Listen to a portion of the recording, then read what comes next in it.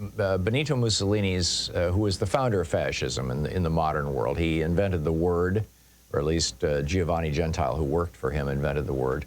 And he takes credit for, or took credit for inventing the word. And, you know, ran the first officially fascist government, the Italian government, which went fascist in the early 1920s. You know, Hitler didn't get into the act until 1933. That was the same year that in Spain, the Spanish dictator Franco got into the act. And Tojo wasn't put in charge of Japan until 1941, although, you know, you could argue that the fascist roots of Japan go back before that. But in any case, this is, you know, Trump is, you know, like these good fascists. He's just following Mussolini's script, basically. And so in the article, what I do is I take a paragraph from Mussolini, a paragraph from Trump, a paragraph from Mussolini, a paragraph from Trump, a paragraph from Mussolini, a paragraph from Trump, to show that, you know, in just a whole bunch of different areas. For example, claiming that if your political enemies win, there must be fraud. This was one of Mussolini's first tricks. And of course, you know, Trump is doing that too. You know, one of his most famous speeches, he points out the need for Italian racial purity. He said, and I quote, "It is social hygiene. It is prophylaxis on a national level. These individuals are being removed from circulation just as a doctor quarantines an infected person." Mussolini was a big fan of, you know, of basically weeding out the defective people from the gene pool. And, you know, was one of the first countries to be putting people to death for being born mentally retarded, for example.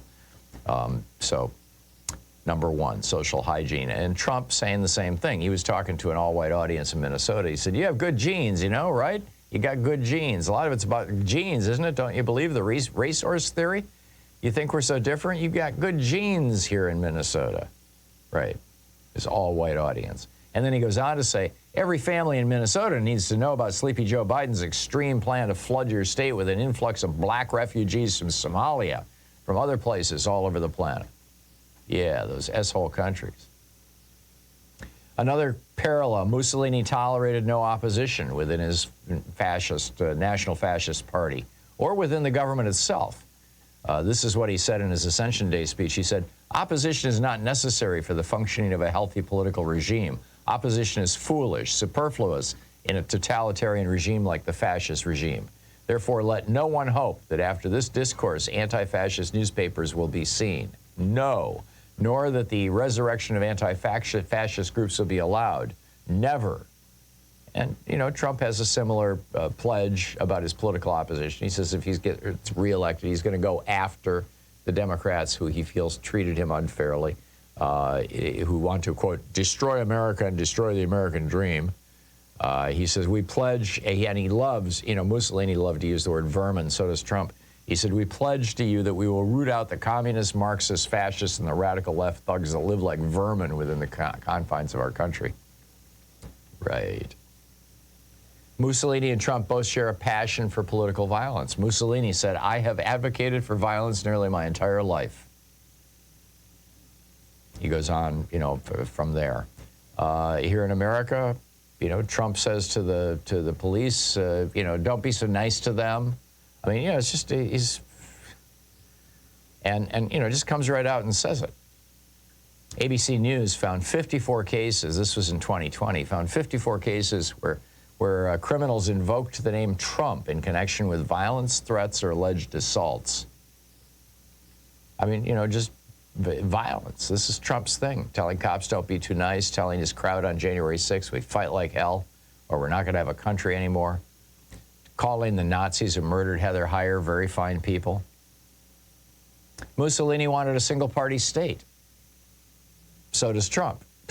It's pretty straightforward. Trump is pitching a similar vision with the neo-fascists over at Project 2025 and Project 47, pushing the same stuff. And finally, Mussolini didn't think women were good for anything more than having sex or producing babies. Mussolini said, for example, "Women have no will of their own, and women are amusing, sentimental, and born romantic. It is the contrary with men. The fair sex are confident, credulous little animals. Suffice it to them that a man says, 'I love you,' and that's all it takes to make them happy." He goes on to say, the modern woman is liable to forget the primary duties she owes to civilization, and therefore I am not in favor of women dabbling in politics. Right.